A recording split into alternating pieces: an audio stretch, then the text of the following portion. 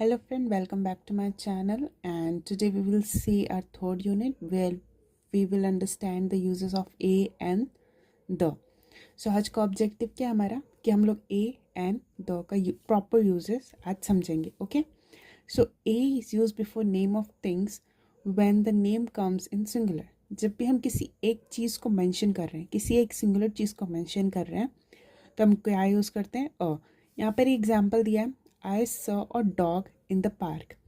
ए specially हम लोग तब यूज़ करते हैं जब हम लोग किसी चीज़ को फर्स्ट टाइम देख रहे होते हैं ना, तब हम स्पेशली अ यूज़ करते हैं और किसी एक चीज़ को पॉइंट आउट करना चाहिए. ठीक है, तो क्या हो गया, I saw a dog park. A dog, मैंने एक डॉग देखा पार्क में.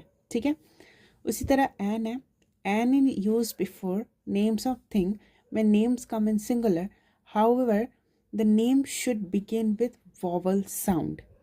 अभी एक चीज़ देखा होगा कि यहाँ पर भी ए यूज़ हो रहा है सिंगुलर के लिए, यहाँ पर भी एन हम लोग यूज़ कर रहे हैं सिंगुलर के लिए. तो अब इन दोनों में डिफरेंस क्या होगा.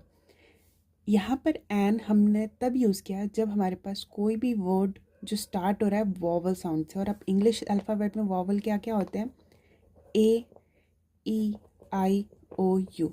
ये पाँचों के पाँचों वर्ड्स जो हैं, ये पाँचों के पाँचों जो कैरेक्टर्स हैं, लेटर्स हैं, इनसे अगर कोई भी वर्ड स्टार्ट होता है तब हम उसके आगे क्या लगाते हैं, एन लगाते हैं. ठीक है, ए में देखो ये जो वर्ड है वो नॉर्मल है, ये डी से स्टार्ट हो रहा है. यहाँ पर ए क्या, एन के आगे हमने एप्पल लगाया है. एप्पल किससे हो रहा है, ए से स्टार्ट हो रहा है. और ए क्या है, अपना वॉवल है अपने ABCD अल्फ़ाबेट्स में. ठीक है, अभी ये एग्जाम्पल देखते हैं. She wants to eat an Apple.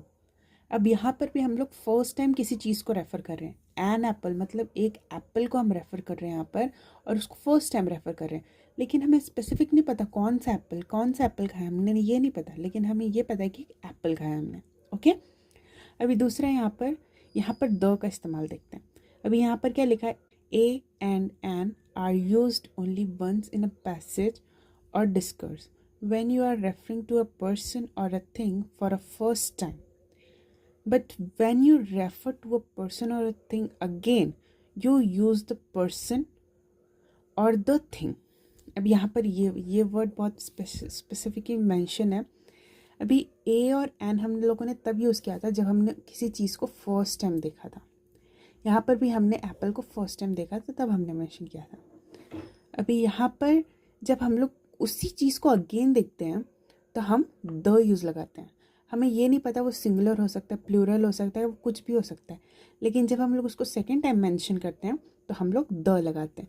इसलिए यहाँ पर क्या लिखा है, a and an once in a passage, only once in a passage. एक ही बार used, only once in a passage, सिर्फ एक बार यूज़ होता है पैसेज में. ठीक है, लेकिन यहाँ पर क्या लिखा है, when you refer to the person और द थिंग अगेन. ये अगेन बहुत इंपॉर्टेंट है. जब तुम उसी चीज़ को अगेन रेफ़र करते हो तो हम लोग क्या यूज़ करते हैं, द पर्सन या फिर द थिंग, जिसको भी हम लोग रेफ़र करते हैं. तो यहाँ पर इस 2 पॉइंट्स में इसका आउटपुट आया है कैसे, use before the word that begin with both consonant and vowel sound. यानी द का हमारा कुछ स्पेसिफिक नहीं है कि हम कॉन्सोनेंट से स्टार्ट हो रहा है या वॉवल से, हमें कुछ मतलब नहीं पड़ता, लेकिन हम यूज़ करेंगे. यहाँ पे क्या हो रहा था, ए हम किसके आगे यूज़ कर रहे थे, कॉन्सोनेंट के आगे, और वॉवल हम किसके आगे यूज़ कर रहे हैं, एन के आगे. ठीक है, अभी यूज़ और द किस लिए हो रहा है, वॉवल और कॉन्सोनेंट कुछ भी हो सकता है, हमें कुछ फ़र्क नहीं पड़ता, हम दोनों के आगे यूज़ करेंगे. ओके, अभी दूसरा पॉइंट क्या है, यूज्ड विथ स्पेसिफिक नाउन, भले ही वो सिंगुलर हो या फिर प्लूरल हो या फिर काउंटेबल हो या फिर अनकाउंटेबल हो. ठीक है, refers to a particular item that is known to both speaker and the listener. ठीक है, समझा इसका मतलब कि अगर जो बोलने वाला है और सुनने वाला है दोनों को वो चीज़ के बारे में पहले से ही पता है, तो हम क्या रेफ़र करते हैं, द रेफ़र करते हैं. एक एग्जांपल देखते हैं, the dog in the park was friendly. अभी यहाँ पर लिसनर और स्पीकर ने सबसे पहले ही एक डॉग को देख लिया था. ठीक है, तो जब हमने उसको वापस से मेंशन किया तब हमने क्या बोला, the dog in the park was friendly. जो डॉग उन लोगों ने पार्क में देखा था वो बहुत ही फ्रेंडली था. ठीक है, नेक्स्ट पार्ट के लिए डू सब्सक्राइब. Thank you.